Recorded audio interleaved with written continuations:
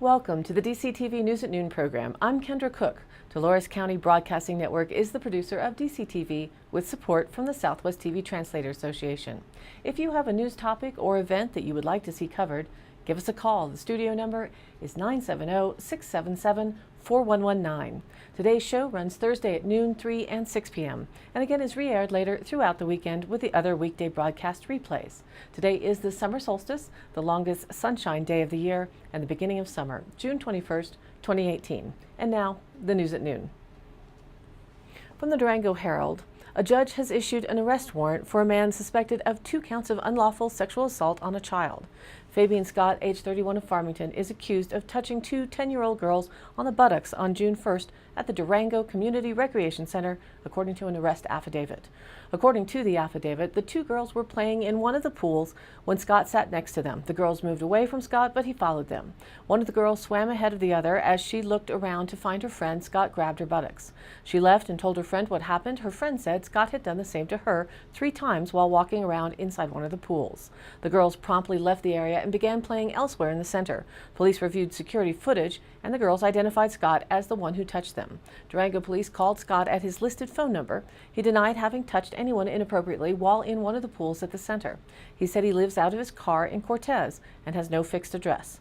3 further attempts by police to contact him were unsuccessful, according to the arrest affidavit. Scott possibly works at a construction company in Durango. He has a revoked driver's license from New Mexico. Previous offenses include assault, child abuse, distribution of drugs, a DUI, and resisting arrest, but no history of sexual assault. If arrested, Fabian will be held on a $10,000 bail, said Durango Police Commander Ray Shoup. Anyone with information about Scott's whereabouts can call dispatch at 385-2900 or Crime Stoppers at 247-1112. From the Journal, originally from Colorado Politics, courtesy photo. U.S. Senator Cory Gardner talked about Southwest Colorado's 416 fire on the chamber floor Tuesday morning, proud of the way the government and fire crews are working together. The 34,000-acre fire has been burning since June 1st. The blaze was 35% contained as of Wednesday. About 675 firefighters are working on the 416 fire and the smaller nearby 3,741-acre Burrow fire, together costing more than $18.6 million. Gardner spoke of the things Congress has done to help and the places where more is needed. He credited the fire crews battling several blazes across Colorado. Quote, "They have not lost the structure as a result of their efforts and the tools we've helped to give them." Gardner said, "To the personnel, thank you for the work that you continue to do." He and fellow Colorado Senator Michael Bennet put a long-term funding measure in the omnibus spending bill to ensure there's money to fight wildfires without draining other parts of the U.S. Forest Service budget for other programs.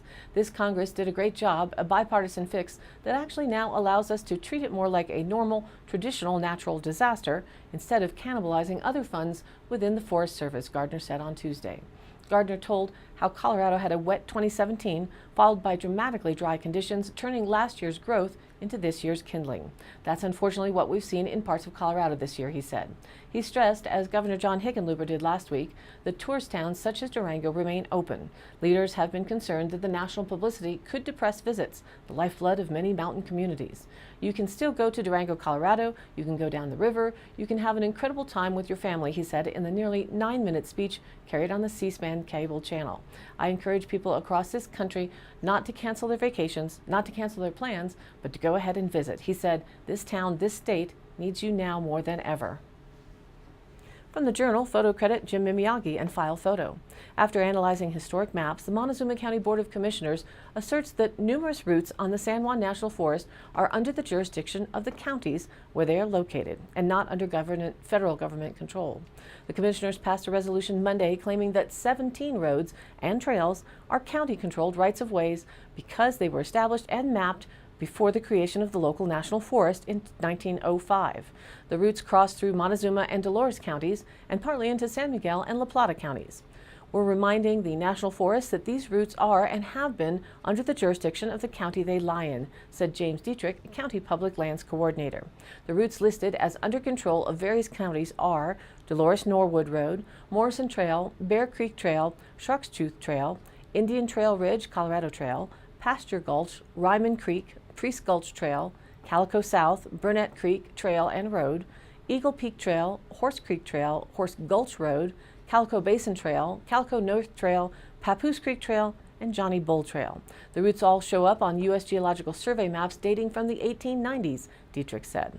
Typically, when counties claim jurisdiction of federally listed routes, they are required to go through a legal process and prove up their claims under revised Statute 2477. A judge makes a final determination of jurisdiction.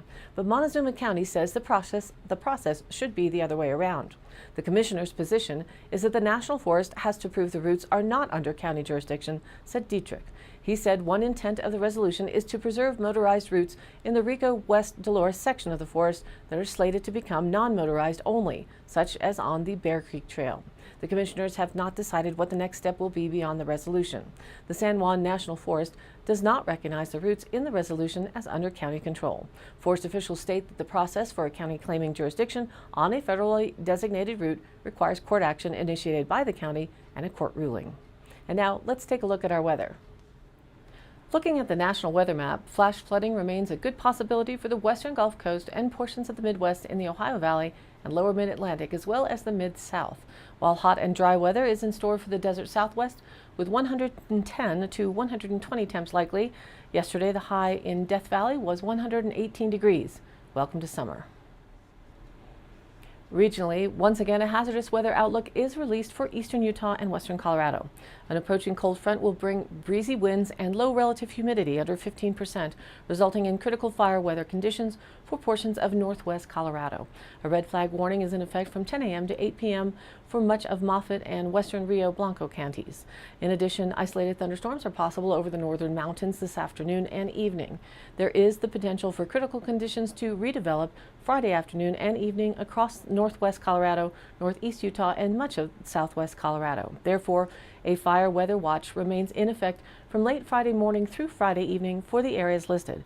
In the Four Corners, we are in that fire weather watch for now. Isolated to scattered thunderstorms are possible again Friday afternoon and evening over the northern and central Colorado mountains. Scattered thunderstorms and cooler conditions are possible Sunday and Monday. The local DCTV 5-day outlook shows today patchy smoke before 3 p.m., sunny with a high near 89 degrees. East-northeast winds 5 to 10 miles an hour, becoming southwest 10 to 15 miles an hour in the afternoon. Tonight, mostly clear with a low around 58. Southwest winds 10 to 15 miles an hour, becoming east after midnight. Friday, sunny with a high near 87 degrees. East winds 5 to 15 miles an hour, becoming west in the morning. Friday night, mostly clear with a low around 51. Northwest winds 5 to 15 miles an hour, becoming north-northeast after midnight. Saturday, sunny with a high near 86. North-northeast winds 5 to 10 miles an hour, becoming west-southwest in the afternoon.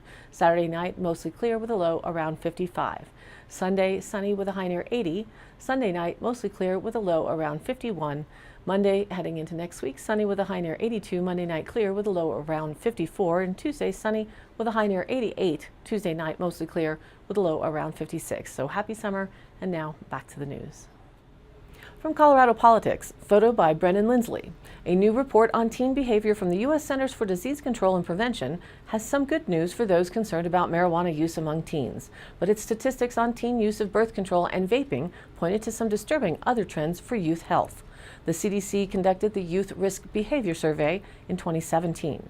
The report shows that about 19.6% of Colorado high schoolers said that they had used marijuana one or more times in the past 30 days. That's down from 22% in 2011, the year before recreational marijuana was legalized in Colorado. The state's 2017 rate is just slightly below the national average of 19.8%. Use of drugs like ecstasy, cocaine, inhalants, glue, and alcohol also dropped substantially between 2011 and 2017, according to their report. More concerning is the report's first ever look at vaping and e-cigarettes. The survey reported 26.2% of Colorado high school students had vaped or used an e-cigarette in the previous 30 days, and that's nearly double the national average of 13.2%.